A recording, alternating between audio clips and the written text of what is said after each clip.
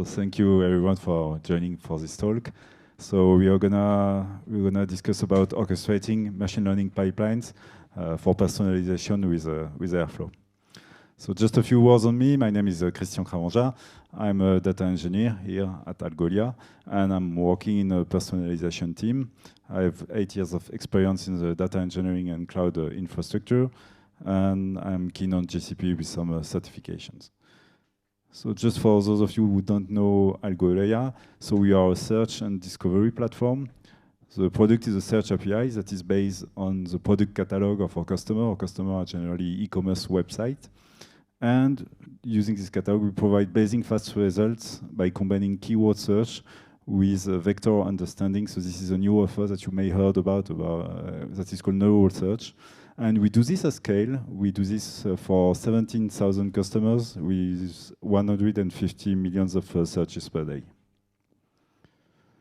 So what we do for personalization, so personalization is a feature that we are currently under development and that we provide for some trial customers. And what it does, it generates predictive user profile for a personalized experience, search, but also other part of the experience that is based on your past activity. Just let me talk about how we organize ourselves on the data and machine learning team. So we have two sub-teams. One sub-team is in charge of the machine learning development. They do the experiments, model evaluation, feature engineering. And we have another team that is doing all the work about data engineering, so pipeline integration, ML operations, dealing with scalability, and so dealing with multi-tenancy.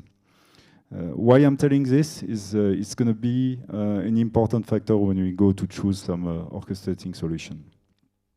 If I go into more details into the personalization use case, we start with the data source, which is an e-commerce analytics data. And the product, what you provide, is 3 models. So we have 3 models that we provide. First model is the buying power. We try to predict, it's a regression model. We try to predict what's going to be the value of the next order that a customer is going to place. Second model is a shopping stage. It's a multi-class classification where we try to say if a user that is visiting a website is in a visit state or is really likely to buy something within the next session. And then our last product is product affinities. We try, so this is a multi-label classification, and we try to predict what is your, for many attributes like color, material, size, anything you can have about a product, we try to predict what is going to be your preferred values. On top of that, we compute some user segments, so it's a feature, an additional feature we compute using the results of the machine learning. If I reframe this in terms of ML operations, we do weekly training for all our customers, and we have like 10 models because we've seen the affinities, but each attribute has its own model. So we train this at scale for every customer. We do daily inference, so we compute the daily data every day. And we also have some event-driven post-processing for the user segmentation. So in terms of architecture, what you see on the left in green is what the customer has. So our customers, they have a website, they sell some stuff. They collect some data from their website, data on the user behavior, and we are fed by this customer data. On our side, so on the orange side, what we provide is a user profile API. We serve the user profile. And how do we compute them? This is where we have our machine learning and data pipeline. Everything is orchestrated using Airflow, and this is where we found the machine learning training, inference, feature processing, and we also have some additional tools like ML metrics and model registry. So what are the challenges that we face when we try to deploy such a solution for our customer? First one is multi-tenancy. Of course, we don't do that for one customer. We do that for possibly thousands of customers. So we have to support this scenario. Timeliness, we want the prediction to be ready as soon as possible to provide this to our customer. Self-service, we are a self-provisioned platform, so customer can go into the dashboard, create his account, activate the feature, and we want to be reactive to that, and when he does something, provide the results as soon as we can. And resilience, we are connecting customers' data, and as you might know, data is not always perfect, and we have to deal with that. So now let's go into our journey with Airflow and see how Airflow helped us on all these challenges. So at first, let me just introduce why we choose Airflow. We have some basic needs regarding orchestrators that Airflow serves well. Like we needed schedule pipeline. Very important, we need a complete UI where we can easily track our task and also make some manual restarts. We need automated retries on our task. Execute Python, as I said. We have two teams, and some of the scripts, some of the data engineering, the features that we have on the data, they are coming from teams that data scientists develop some features. And we need to be able to execute them without having to rewrite and to refactor the code. So it has to be run. We have to have an orchestrating solution that is able to do that easily. And also we need some connectors. We are running on a cloud platform. We are using buckets, BigQuery, other types of solutions. So we need connectors to connect with this. On the more advanced features that we need, I told you about multi-tenancy. We also need some backfill capabilities as we do daily inference. So we compute the prediction for the user visiting on the last day. When we have a new customer that comes and activates the service, we have to compute in the past because we need at least maybe 30 days of user coming to our website to provide efficient prediction. So we need some backfill capabilities, and this is where Airflow can help us a lot. We have to be scalable on hyperscaler infrastructures. They provide a lot of resources, and we want a solution that is able to leverage on these resources easily. And of course, we have to be able to run ML jobs. So let's see now how we did tackle multi-tenancy.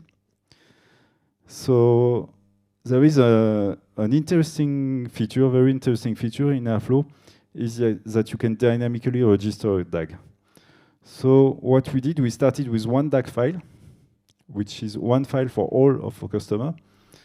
And we're going to iterate on a list of customers to generate the DAG object dynamically. So Airflow is going to help us to do that. And as you can see in the UI, you will see that we have all the DAGs appear for each of our customers. So this is leveraging. On the right, we have a config file where we define the customer and the model. And I'm going to tell you why the model is also something that we leverage on. The second feature that is very interesting is that we can define dynamically the task and grouping them into task group. So this dynamic generation is very interesting because we can iterate. All of our customers doesn't have the same models. A customer A will have some models. Customer B can have activated some other features. And we need to generate dynamically the dependencies. And this is where, by iterating and generating the task and the task group within Airflow, we can achieve these results. So now let's talk about timeliness. One of the challenges is that our customer doesn't have we have many customers that don't have the data at the same time. And we need to gather this data as soon as possible. So one way to do it, I think the more straightforward way is to look, okay, we have a customer. His data is here at 6 p.m. So, okay, let's say for this customer, we're going to put our schedule his DAG at 7 p.m. And as we have many customers, okay, let's put a config file and let's have all the times in the config file so we know for each customer at what times we should schedule the DAG. It works, but that's really not perfect because for some customer, one day you might have the data much earlier. Maybe the data is available at 2 p.m. So we're going to wait for some hours before fetching the data, and we're just losing some predictions. And there is always this day where the data come later than expected. And what happens? Okay, you come back on the next day, on the morning, you open your Slack and you have a DAG fail because the data was not there when it was expected to be there. So what is much better is to leverage on the sensor feature Airflow. Let's say if you have a BigQuery table, that is where the data is coming from, you're going to check for the existence of the table. So you're going to start your daily DAG in the morning. You're going to use a large interval, let's say 30 minutes, because you don't need more than that. And the DAG is going to start, but it's actually going to do nothing. It's going to just wait for the data to be ready. And it's going to rerun every 30 minutes to check this. So One thing when you do that, when you use sensor, there are two modes for using sensors. There is a poke mode and a reschedule mode.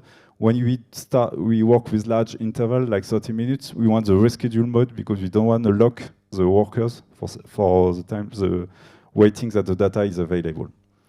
Another small trick, we also use some bucketing on the customer ID to not have all the customer at the same minute, at the same hour. This is to smooth the workload.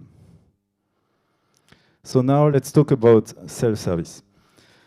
So we have a use case where our customers can,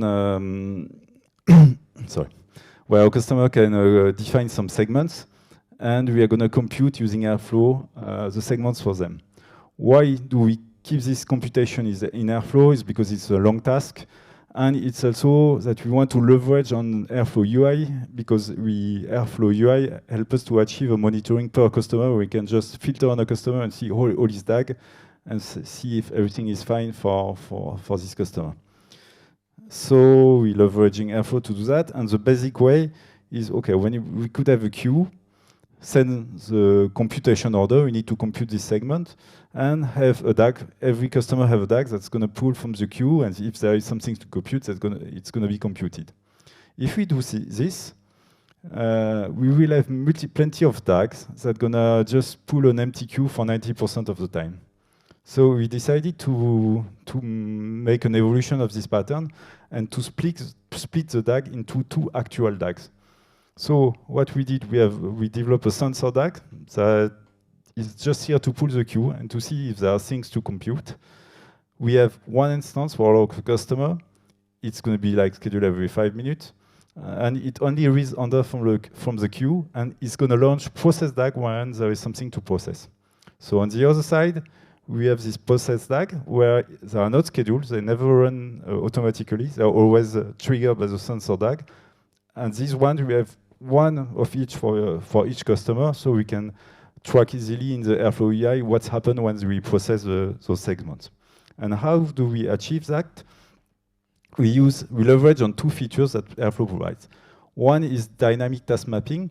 Dynamic task mapping is a feature when you can have one task providing a list as an output, and the next task is going to be run as many times as you have output from the previous task. And this is a very interesting feature. And we couple it with a trigger DAG run operator. So we don't want our sensor DAG to compute anything. We want to delegate the computation to another DAG.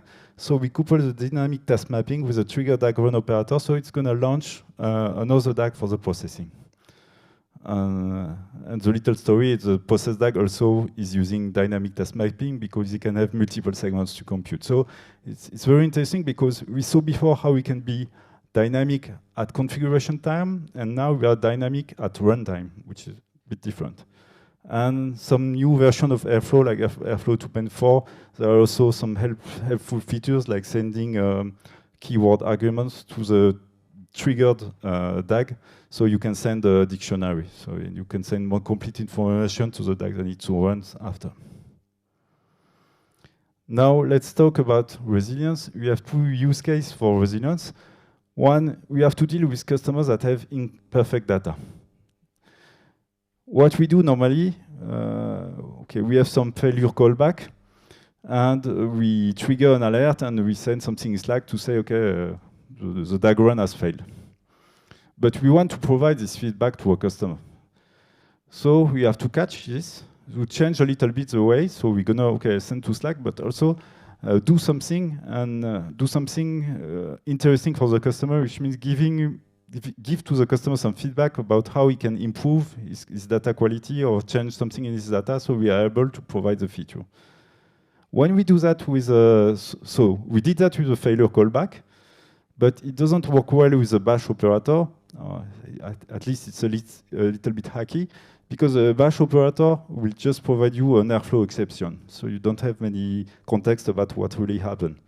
So what actually works well is to use the Python operator, where you can get the exact exceptions that you had in your script, which can be a script provided by another team. And with this context, you can provide some more useful feedback to your customers. So the next one is also about resilience. We found out that during there are three things that can evolve when you are doing machine learning with Airflow. You have your pipeline code base. You have a machine learning code base where you have the feature engineering script, and you have Airflow itself and Composer if you're working on GCP. These all together can evolve, and at some times you can face a time where you say, okay, now we have some major upgrade to deploy, and it's risky because, okay, maybe you can have the best validation pipeline, but okay, things can always happen. A way to tackle this, we use a basic blue-green DevOps pattern. So we started a blue instance of Airflow, a green instance of Airflow. But then we face a problem, is like, how can we share the list of the customer? How can we synchronize these two instances with the list of the customer? And also we had to synchronize the Airflow connections because the Airflow connections, they are handy when you need to access other systems like GCP Secret Manager, for example. So what we did, we defined a config bucket where we store the master file, the master configuration, and the Airflow connection master. And in a dogfooding way, each of Airflow instance is going to have a provisioning DAG that's going to fetch this file. What happens when we have some modifications, when we have a new provisioning order, let's say we have a new customer. Okay, each of the Airflow instance is able to modify this file, but we created a distributed lock using a config, using a bucket mechanism, so they cannot override the same file at the same time, and it's gonna. So we keep the configuration file consistent. Then we have all customer on both instances, and we can use the DAG switch button to switch a customer from the blue environment to a green environment. Only drawback, we don't share the DAG run history. In our case, it's not very important. We don't care that 6 months ago a DAG has failed, but it can depend on your use case. But I'm sure you can find solution to synchronize this. So to sum up, we saw the challenge that we face, like multi-tenancy, where we use generated and dynamic DAGs to solve it. Timeliness, we use sensors. Self-service, we use dynamic task mapping and trigger dagger on operator. And resilience, where we use error handling, and also blue-green deployment strategy with distributed configuration. So thank you for listening. I hope you enjoy. And I'm staying here for any questions.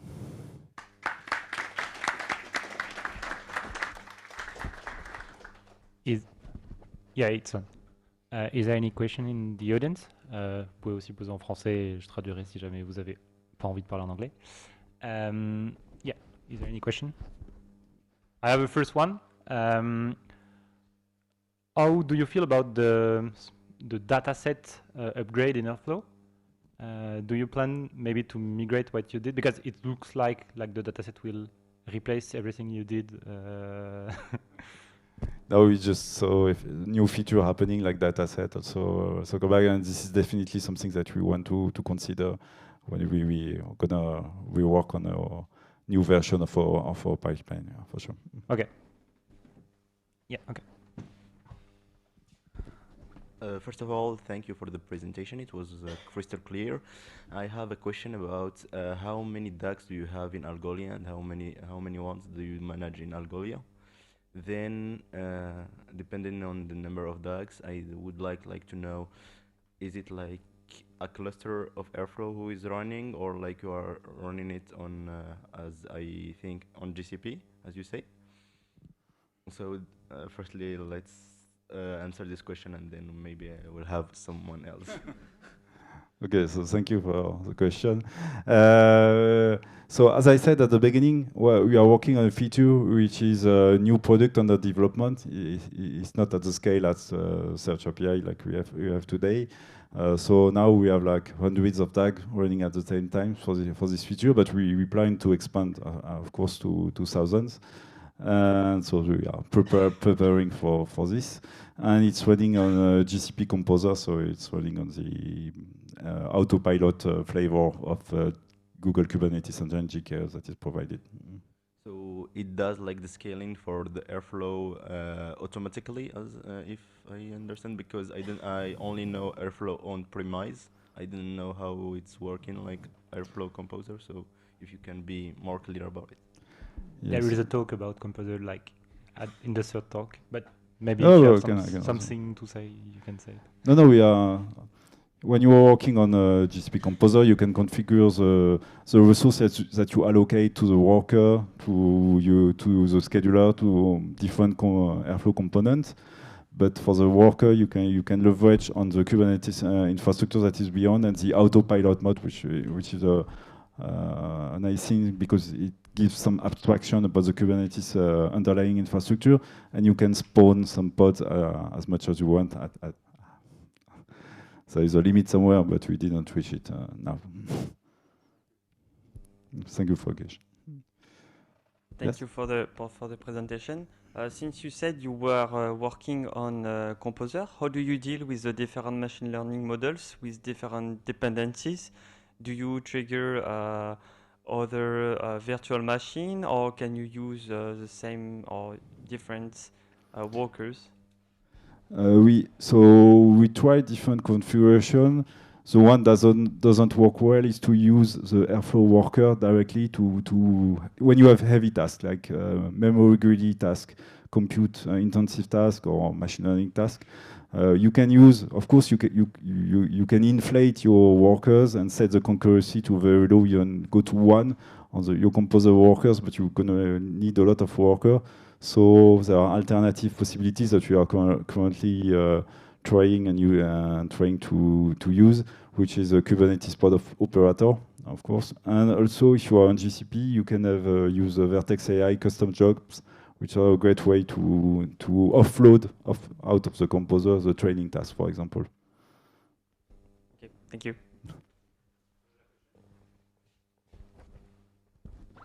No one? Okay. Thank you, Christian. Thank you. Thank you very much.